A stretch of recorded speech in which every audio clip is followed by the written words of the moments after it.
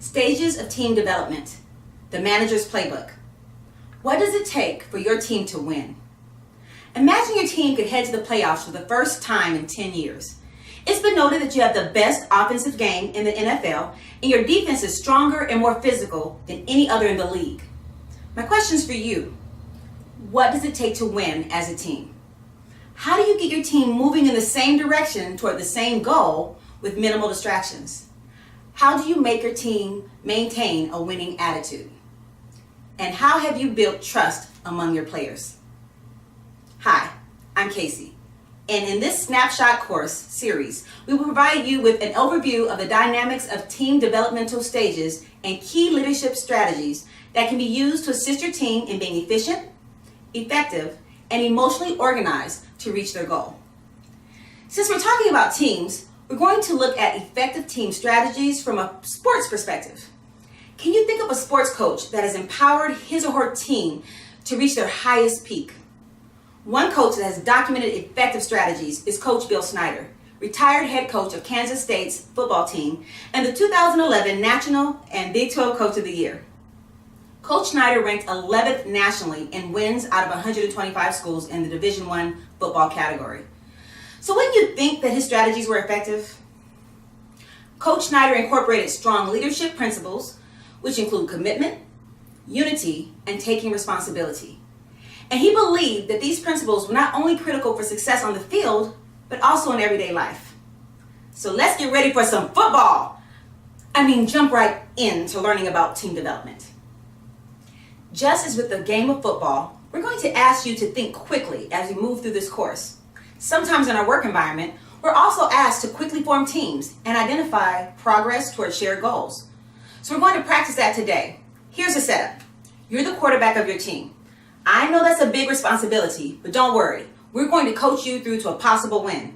Imagine this. You're on Team A. You have the best offense in the NFL and have a 15-1 winning season. You are a part of a winning championship team. If you win this game, your team is headed to the Super Bowl and you have made it to the playoffs. So all eyes are on you. And right now, no one else in the NFL is facing the unrelenting pressure that you are. To make this even more interesting, you have to rely on a wide receiver who, although he's had a great year, he's never had the pressure of playing in a playoff game. And you're worried that he might, choke. So today, the aim is for you to understand the stages of team development and what your team needs. You have 3 goals. 1, move the ball up the field to score the winning touchdown. 2, make sure your team stays motivated to get to the win. And 3, stay close to your wide receiver and help encourage him to stay focused on the goal. Simple enough, right? Then let's go.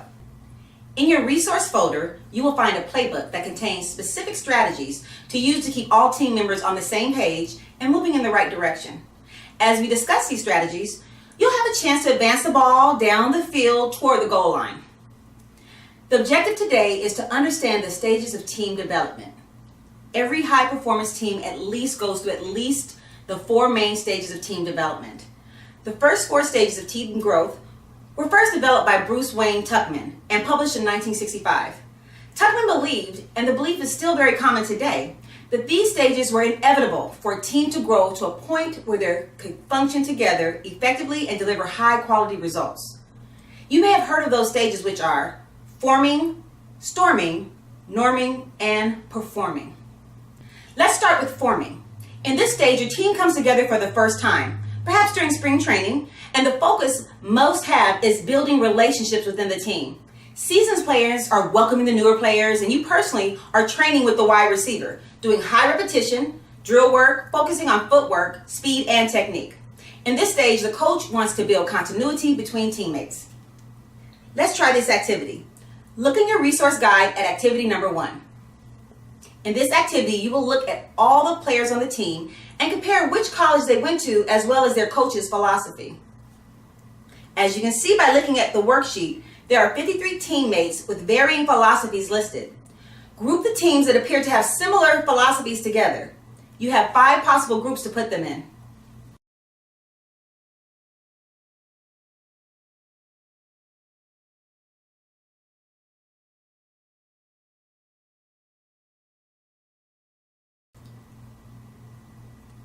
Now that they're in groups, can you identify at least 5 overarching philosophies and characteristics that seem to be shared by all 53 teammates? You have 15 seconds to write down as many similarities as you can. I'll put on the screen how many there are.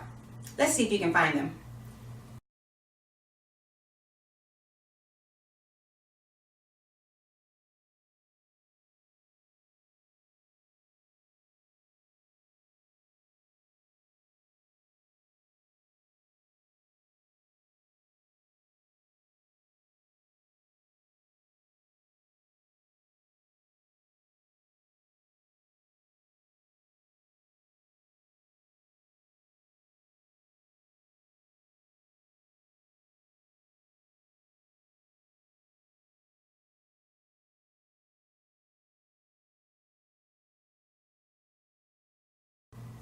That's what happens in the forming stage.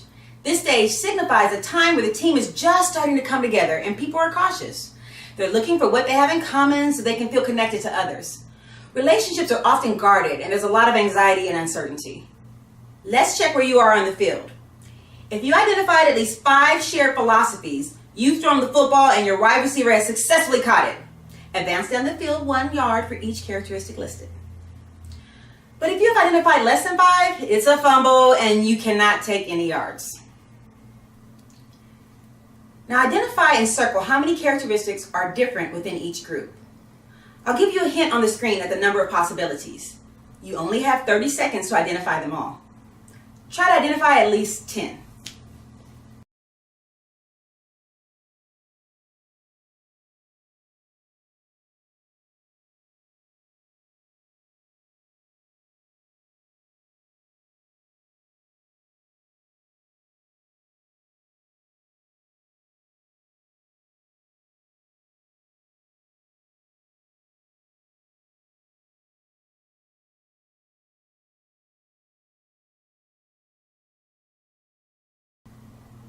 How many did you get?